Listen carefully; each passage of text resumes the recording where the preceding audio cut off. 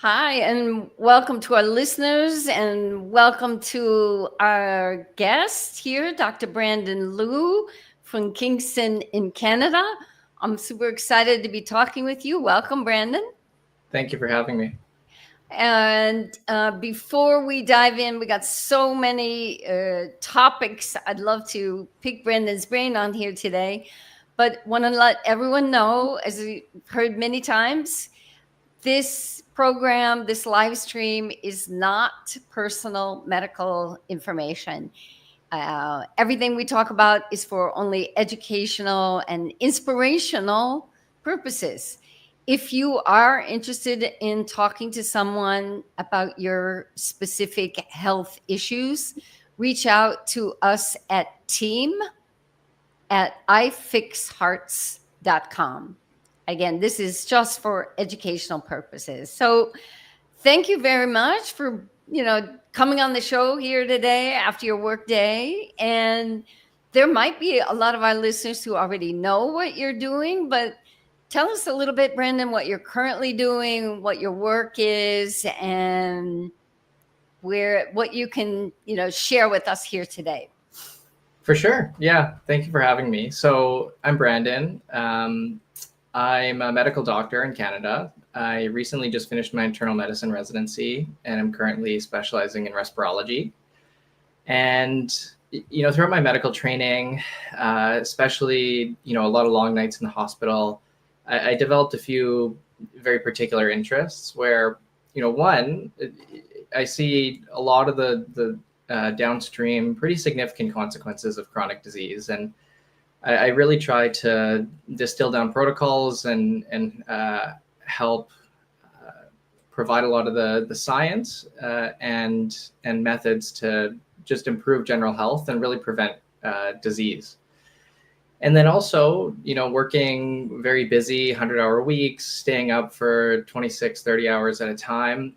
I also, became really interested in the science of working well under pressure, the importance of circadian rhythms, how to improve efficiency and focus, especially when you're being pushed to the edge. So took to social media to, talk a lot about those things, started a newsletter where I really tried to, distill a lot of the concepts into a format where people can understand the science, and then also have very specific protocols for that I follow, and that I think might be beneficial for others too as well. That's tremendous. And I just want to say, I found Dr. Liu on Substack. And what really attracted me to his pieces on Substack is that he had some good science, great science out there. But in every piece, there were some practical tips that you could take away. And it's very interesting that you're experimenting on yourself in your long hours. And we're going to dive in. And yes, we've got it right up here where you can find more of Brandon's work on Substack. And I'm just going to shout out to some people who are shouting in where they're coming from: Richmond, Virginia, Indianapolis, Indiana, Glen Allen, Virginia. So great that we've got people tuning in from other places. So long hours.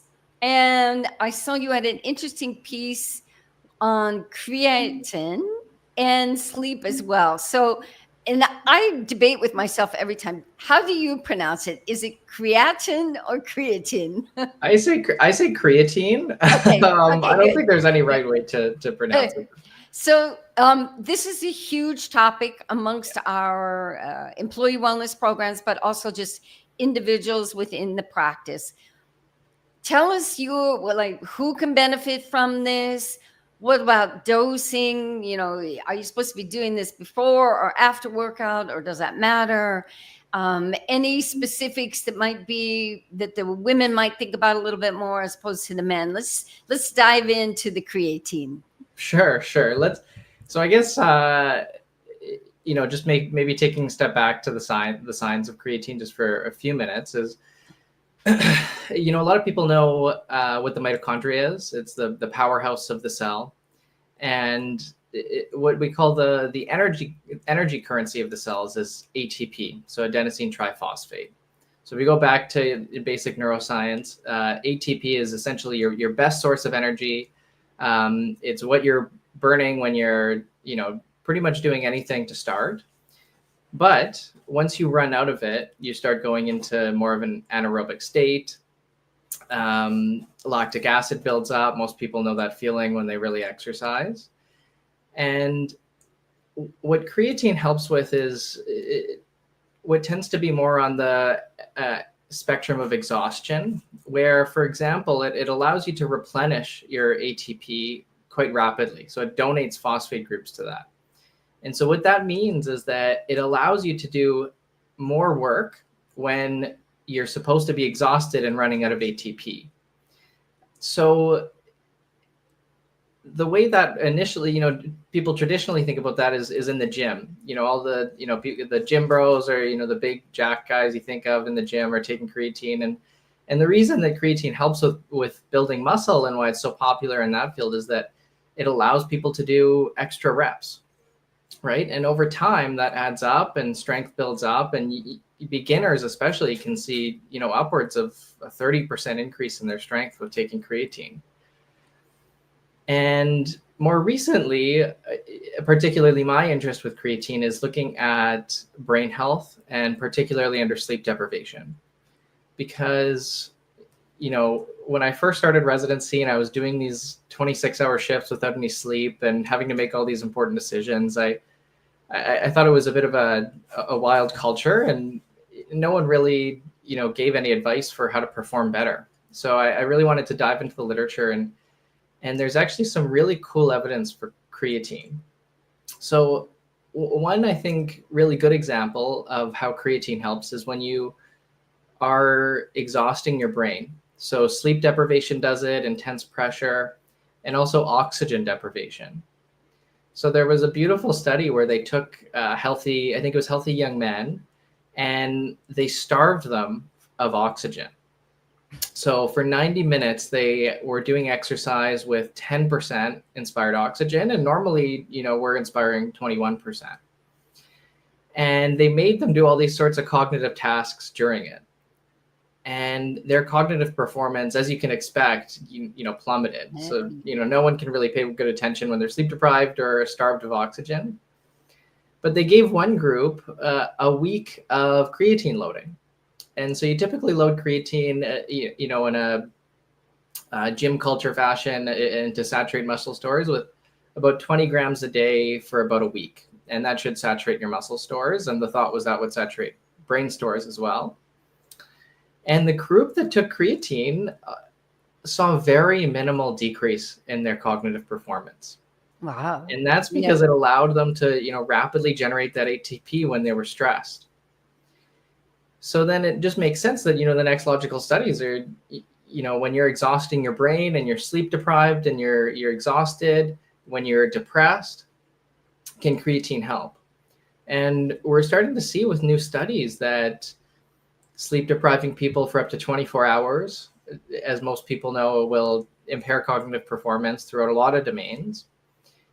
And giving creatine helps to buffer some of those effects. So a lot of it does seem to be in the more frontal areas with executive function or planning, and more of keeping a cool head and staying emotionally intact and stuff like that. But there was also a very cool study where they sleep deprived people for 21 hours, and they gave them a very high dose of creatine. So for me, it would have been it was a weight-based dose. It would have been like 30 or 35 grams for someone like me, which is a very high dose. And as you can expect from that hypoxia, the oxygen deprivation study, a lot of their parameters of cognitive decline reverse back to normal, and in some cases actually even improved from baseline even after sleep deprivation with the creatine. So all that together, it's, creatine's a very big interest of mine with respect to sleep deprivation because I have to do it so much. There's very, very interesting emerging evidence on depression, where it seems to help SSRIs or antidepressants work faster and better, helps with therapy, with improving people's mood. And yeah, I think it's a very interesting field. We're still learning a lot. It's very early, but I'm very excited about it because creatine, it's something I've been taking for years with respect to muscle building. Again, this isn't medical advice, but it's a relatively safe supplement. And I think a lot of people could benefit from taking it. Fascinating. So I want to encourage anyone who is listening in to put your questions in the comments section. As Brandon said, this is not medical advice, but we're exploring different topics. So I want to question a little bit about the loading. And for our listeners that are not familiar, that just means doing, and correct me on this if I'm speaking out of turn here, higher doses. Let's say a dose, an average dose of creatine might be 3 to 5 grams on a daily basis. So loading, we're talking about, you mentioned 20 grams, or in this other study, even really high as 30 grams. Are there any negative consequences to say, okay, I've got this stressful period, I'm going to load here post that? Do you have to wean yourself down? Of how would you approach that kind of use of creatine? Yeah, that's a really good question. So the typical muscle building way is to take 20 grams a day for 5 to 7 days, and that saturates your muscle store. So it should increase your muscle creatine by about 25-30%. And then you just take 5 grams for whatever specified period of time. There is a thought that taking a lot of creatine could actually downregulate receptors to uptake it, meaning that you might need to gradually take more. So some people will cycle on and off, where they'll load for a week and then they'll take it for, let's say, a month to 3 months, and then stop for a few weeks, maybe a month, and then load again. I think that's totally fine. And I used to do that a lot. And what I really liked was planning my loading weeks with, when I'd be busy, because I did notice a really big difference with how much weight I could lift, how far I could run, how good I felt when I was doing those loading weeks. And it just helps you kind of, or at least for me, just realize how much of an impact it was making for me. Currently, I don't do loads or deloads of creatine anymore. I just take it every day. And the International Society of Sports Nutrition did a nice piece on this recently, just looking at all the papers on safety data. And they concluded that there were people taking up to 30 grams a day for over a decade, ranging from very young people to very old people, without any significant adverse effects. And there's a bit more evidence coming out that more than 5 grams, around 10 grams, might actually be better for brain health, where it actually seems to at least in one study, it increased brain creatine stores almost twice as much as 4 grams in young women. So I personally take 10 grams every day. There is a thought of, is taking it before or after a workout better? I just found that, pragmatically, I'll forget about it if I want to take it around a workout. So I just take it first thing in the morning because, to me, it's probably better to just be taking it consistently every day than missing it here and there. Yeah. Any other questions about? No, that was all very clear in that. I'm personal on the lower level. I do 5 grams a day. I play around with a little bit, does it, maybe after workouts, but I found also it's the consistency can wane there. So it's better to maybe have a certain time of day that you're doing it. But many of our listeners may not know creatine is actually one of the supplements, probably the most researched of many of the supplements that we have. Is that correct, from kind of all angles, from the sports, the exercise physiology, sports therapy, and that we even make creatine ourselves, correct? Exactly. So we make creatine, we get it from diet, not a ton, but mostly meat-based sources. So particularly, my vegetarian vegan friends, I'll nudge them a little more about taking creatine because there is a bit more benefit there, I believe.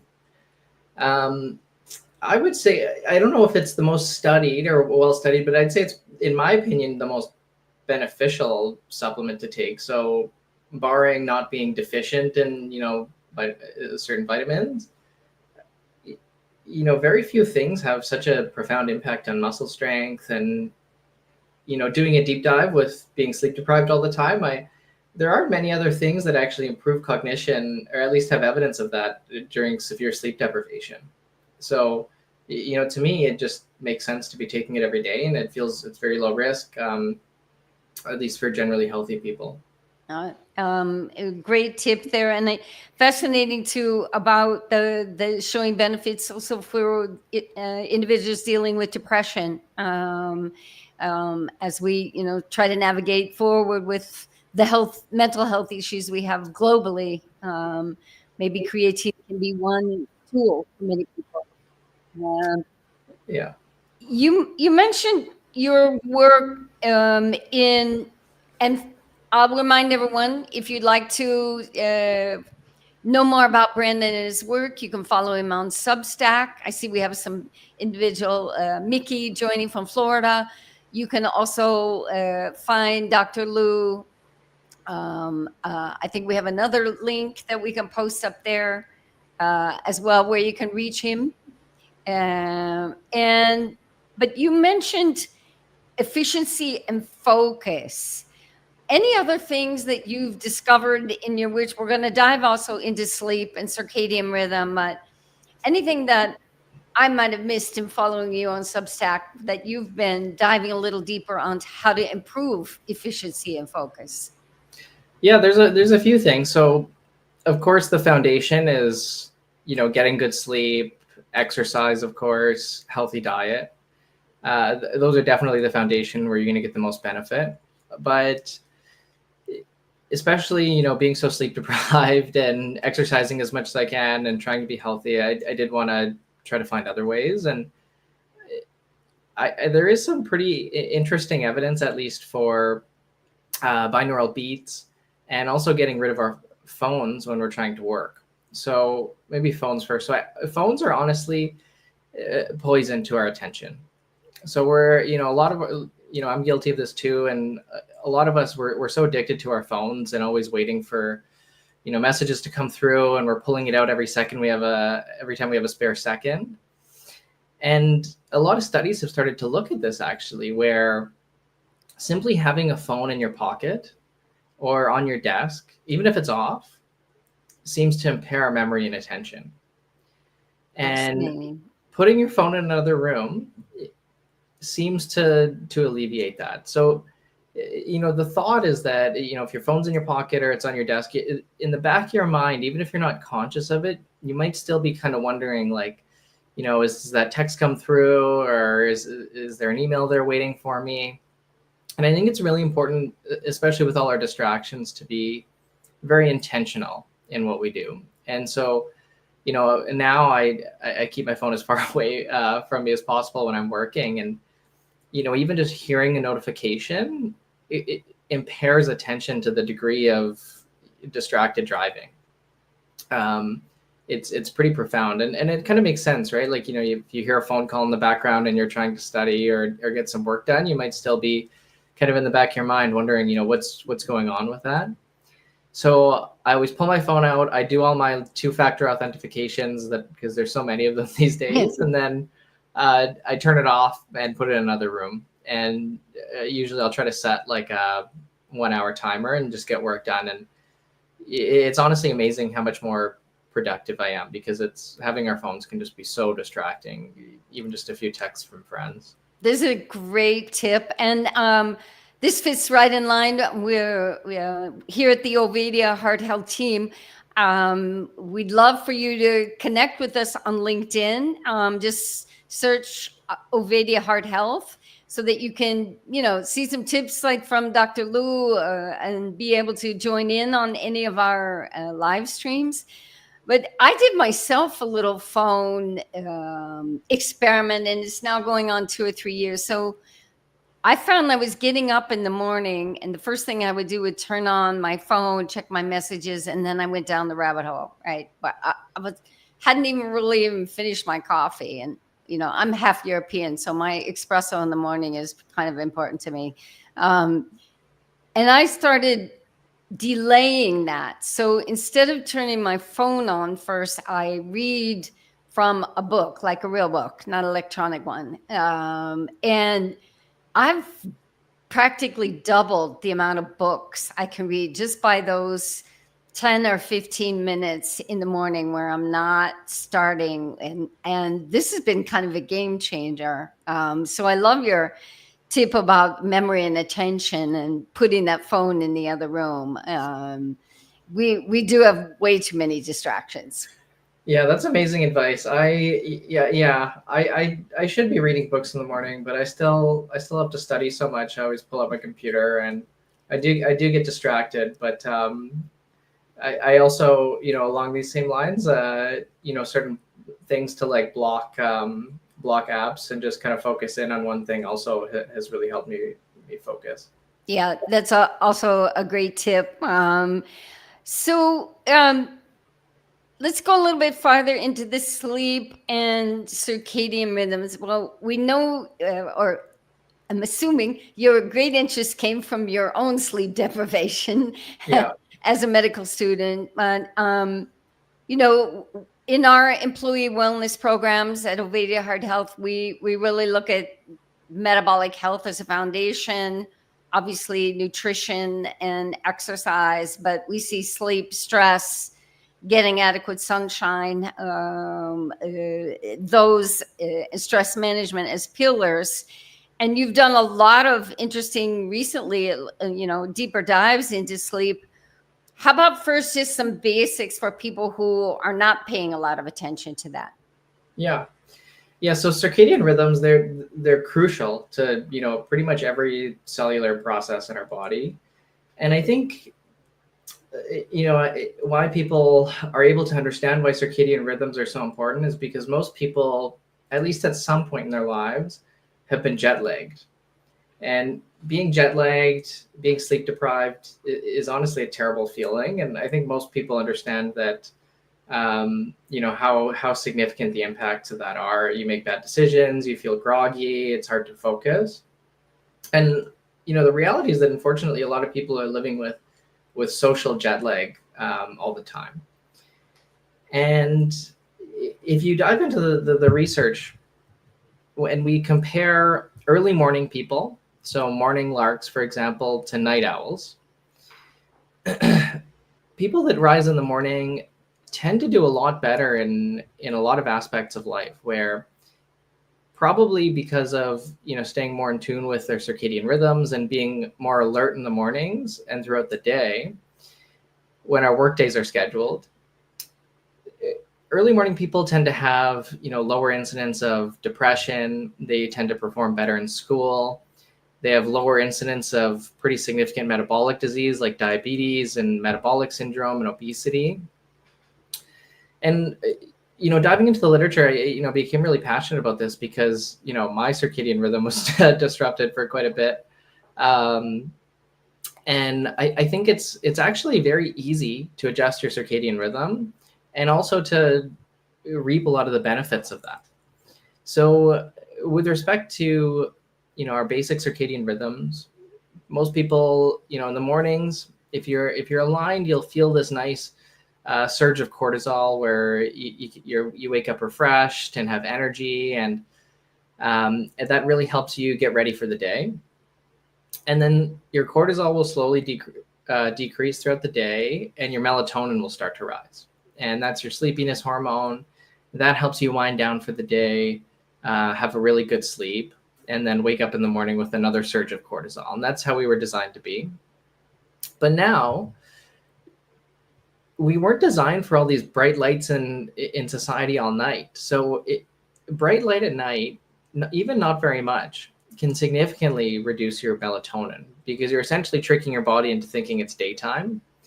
you're delaying your sleep, you're worsening your sleep quality, and then you're going to wake up more groggy and later in the day. And throughout my life, I always assumed that I was a night owl because, throughout university, I was always up until 2 a.m. doing assignments, waking up late, waking up for morning classes was really painful. But it actually turns out a lot of us might not be natural night owls. And it's actually very easy to fix that, where there was one really cool study where they took night owls and they got them to just go camping for a few days, where the days were very bright, the nights were pitch dark, they were only using campfire, and they shifted their circadian rhythm by like 2 hours in just a few days. Exactly. And it just goes to show, like, we might not be, destined to be these night owls that so many people are, and so offset, where we wake up in the morning in dimly lit rooms, and then we go into offices that are all dark, and we're not getting those signals from our environment that we were, evolutionarily designed to have. Go ahead. Sorry. No, please. I just wanted to sort of highlight that you can adjust this. So not everybody's going to be able to go out camping for 2 weeks and be able to reset their circadian rhythm in that situation. That said, are you a proponent of morning red light zone? What are some other little just practical tools that we could highlight here on this adjusting your circadian rhythm? Exactly. And there are a lot of benefits to this too. So I, now have shifted myself probably a bit too early, where I wake up before the sun's out, and I have one of those depression lamps or bright light therapy lamps. Actually, I have 2 of them, but it should be about 10,000 lux. And every morning when I'm sipping on my coffee and doing some work or reading, I turn that on. So that is your cue for your body that it's time to wake up, for your cortisol to surge, and that you're not going to go back to bed. So that's a very low-hanging fruit. Absolutely. Yes. The next thing is avoiding light at night, which is honestly really hard, especially with all our devices and wanting to watch a movie at night. I would say there's honestly no great replacement. I always try for at least an hour or 2 hours to not have any blue light. I have a device, like a tablet that actually doesn't emit any blue light. So I try to read on that every night, and it's made a big difference for me. Some people use blue light blocking glasses. There's, theoretically it makes a lot of sense because blue light's what stimulates us and tells us it's morning time, and orange light shouldn't. There's not, super great evidence for that, but it does seem to at least improve melatonin. So we need a little more research to know how much that improves sleep. So if you're forced to, be exposed to lights and stuff at night, then blue light glasses is probably best. And then another thing that I got really interested in is circadian aligned eating. So our metabolisms are primed to be most efficient earlier in the day and in the early afternoon, and not so much later at night. And so eating late at night actually does send a lot of cues to your body to, send a lot of blood flow towards digesting your food and not towards resting and repairing cells and getting ready for the next day. So eating early in the day is also a very low-hanging fruit for improving your circadian health, but also metabolic health and weight loss. And there have been trials studying this where people, there was one of overweight women where they asked them to restrict their calories quite a bit. I think it was 1,400 calories, which is pretty painful. That's painful. Yes. But they asked one group to front load their calories, eating most calories in the morning, and another group to eat more calories at night. And the group that ate more in the morning lost almost more than, I think it was 10 pounds compared to the group eating at night. Interesting. Yeah. Yeah. And there's all sorts of reasons for this that, other studies have teased out, where if you eat earlier in the day, your metabolism for some reason is higher throughout the day, probably because it's more in line with your processes, you're moving more. Appetite is lower. It just overall seems to be much better for people's overall health. They're going to be outliers, but at least based on all the evidence I've read and my own experiences, eating early in the day is very good for your circadian health. Uh, Lots of great practical tips there about, getting that darkness in the evening if you need to, the blue light glasses, getting the bright light in the morning if you're not able to get out into the real sun. A lot of geographic areas are constricted by that. And looking at the timing of when you're eating. We have a question from Julia here. Have you studied how it affects cardiovascular health? That's a good question. Actually looking at how much light exposure people have overnight versus in the day, these are retrospective studies where we look back and say, is this group of people with a lot of exposure at night more likely to have bad things happen to them? And the answer actually does seem to be yes. And that might be a bit of correlation, and it's going to be hard to tease out causation there, but it actually seems like people with more exposure to light at night are more likely to be misaligned from a circadian perspective.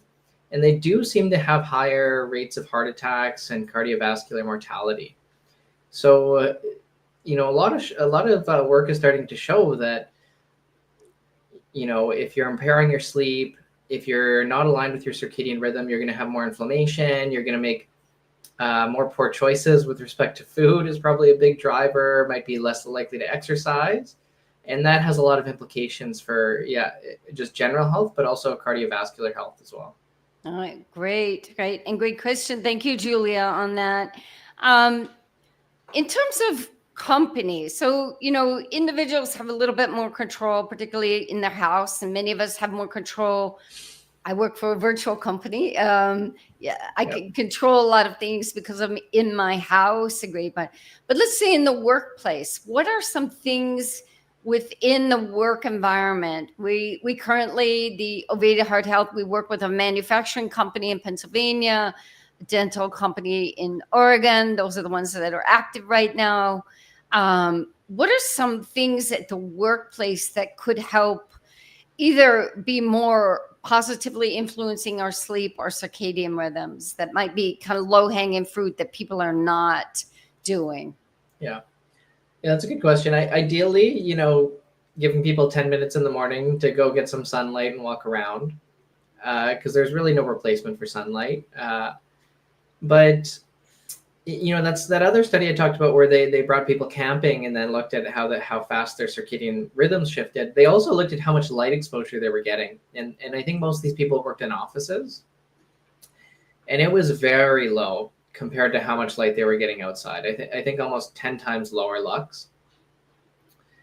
Which means, if we were designed to get bright light in the morning to signal that this is the start of our day and we're not getting that, that's going to cause us to be misaligned. So I think offering bright lights, especially in the morning, would be a pretty easy way to, help wake people up and perform better. And we even know, actually, in a very cool study, that bright light actually can improve cognition, where they sleep deprive people for 24 hours and then expose them to bright light first thing in the morning, and they actually perform better on measures of attention.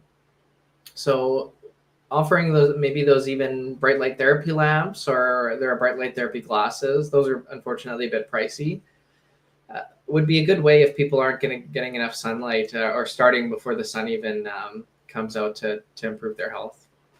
Yeah, great tip. A question about the lights. I mean, I've always not enjoyed lights overhead. And, for some reason, it always seems so. With these bright lights, most of them are kind of at your eye level or around there, right? They're the angle or the positioning of those lights makes a difference. Am I correct? Yeah. It should be ideally kind of like on your desk is ideal, like especially for the 10,000 lux, because you want to be exposed to as much of it kind of as you can, especially in the mornings. But yeah, especially, if you only have like kind of dim overhead lighting, you're not getting any of those external cues that you need to reset your rhythm. So even, I have like two bright light therapy lamps, one big one and then a kind of small portable one. And especially if I'm traveling or something, I'll try to bring that and just sit it on my desk. Yep. Um, so that's something. Yeah, I think that would, especially if you're not getting your sunlight, it would be probably the best next thing. Right. Any other tips for our companies besides possibly offering them some bright lights? Yeah, that's a good. Obviously, just the foundations of health and incentivizing that, or allowing people some time or incentives to do that. So exercise, just even like a few minutes every day compared to doing nothing makes huge differences in health and risks of developing disease, high blood pressure, for example. Uh, Also, encouraging healthy diets. Probably, if they want people to be productive, keeping coffee around, uh, things like that. Where, yeah, the lowest hanging fruit are just a little bit of exercise and trying to make slightly more healthy decisions, and that will probably have the biggest impact out of anything. Uh, um, a saying I'm fond of this year, 2025, is the basics work. Right, getting good sleep, right, optimizing, and you can reach out and find more about our metabolic health programs right here. The link is there, ovadiahearthealth.com/wellness. But again, getting regular exercise, and like you say, even just a few minutes in a day. We have a white paper actually on sedentary behavior. You can download all of our white papers for free. Um, and that link is right here.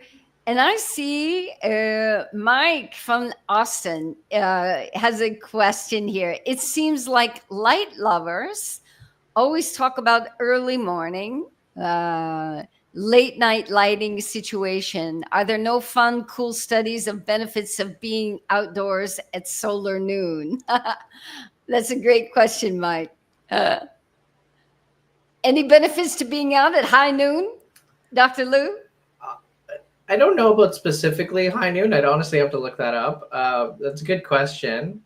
I think we're learning more and more amazing benefits of sunlight, and just getting outside, especially during the morning and during the day, seems to have like a wide array of significant health benefits. So I'd have to look into specifically solar noon, but any time outside, especially in the morning, is probably going to be beneficial.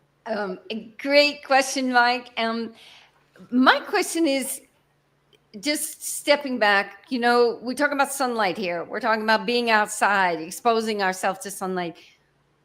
I don't know what it's like in Canada, although I've traveled there a little bit, but I've never lived there. I have lived in Europe. There's a huge fear factor around the sun. I mean, I talk about this. My husband and I talk every time we go out for a walk. Most of the people, except us, are completely covered up. Long sleeves, hat. They're exposing zero skin to the sun, and I know we have an abundance of it here in Arizona.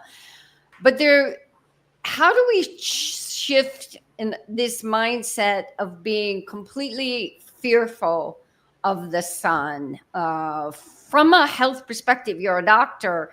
You're working with patients. There has to be some kind of middle road here. Yeah, I think I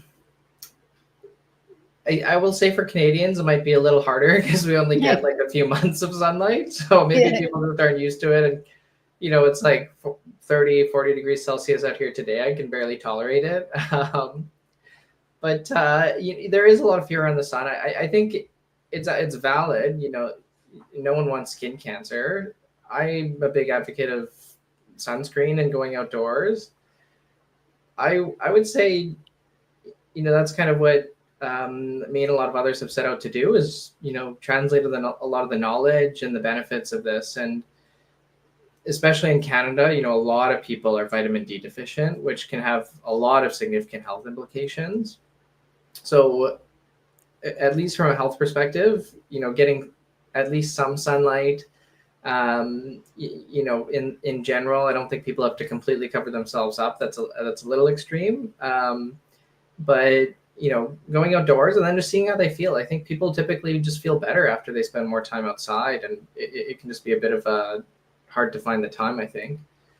But yeah, if you're spend as much time outside as you can, but I would also say make sure you wear your sunscreen. And taking those minutes outdoors when you can, right? Some people might enjoy. We have 30 and 40 Celsius for those people who do the Fahrenheit on a regular basis here in Arizona. Yeah, that's crazy. That 100 degree is kind of common in the summer. I've seen some work and a lot from Andrew Huberman at Stanford talking about this relationship of indirect sunlight and on the retina, stimulating the pineal gland that can help also with helping your body produce. I've heard one show with him produce melatonin, but help encourage a better circadian rhythm. Do you have any thoughts on that, or seen any other research on that area? Yeah, no, he's perfectly right. There's honestly no replacement for the sun. The best thing you could possibly do for your circadian rhythm is get outside in the morning and get some sunlight in your eyes. For a lot of the time that's not possible, especially Canadian winters where it's dark a lot of the day. But it's all the receptors in your eye are have been designed over thousands of years to be sensitive to sunlight and for that to tell you when to wake up. And I think that's why, especially in those studies and the study of people going camping, getting that sunlight for just a few days actually helped people really bounce back to a more natural circadian rhythm that was in line with kind of sunset and sunrise. Yeah. So that's really important. And it's more than just like seeing the colors of the sunlight. We also have melanopsin receptors that help reset our circadian rhythms and tell us when it's bright. And that's actually why even some blind people can actually tell when it's bright or not, because their melanopsin receptors are still intact. So there's a lot going on in there that you might not be aware of, but again, morning sunlight, dark nights is best thing you can do for your circadian rhythm. Oh, fabulous. So we've touched on creatine, we've touched on sleep, circadian rhythm. What's anything that's really been piquing your interest, or any new projects that you've got on the horizon that you're trying to? I know you're very busy as a doctor, but according to your post, I see you're finding some time to squeeze in there to research other topics. What's piqued your interest recently? Yeah, that's a good question. I mean, the depth of circadian rhythms is, I think, really fascinating, and trying to do a bit more of a deep dive on circadian rhythms and relationship to certain disorders. So I'm working on a paper right now with a colleague looking at ADHD and circadian disorders, where it actually seems like a lot of ADHD it could be in large part a component of circadian rhythm disruption, where there's some early studies coming out where treating people's circadian rhythms with bright light in the morning seems to improve symptoms of ADHD. And the same thing goes for a lot of other mental health disorders, where circadian disruption seems to be a really significant factor. And the question has always been, what comes first, right? Do people develop depression and then they develop circadian rhythm disruption, or could it work the other way around, where is disruption of our circadian rhythms leading to mental health disorders? And so I think that's a really important area of interest right now, and trying to dig into all the literature in my spare time, and working on a paper with that with another psychiatry resident. So very excited for that. The integration of AI into medicine, I think it yields huge benefits.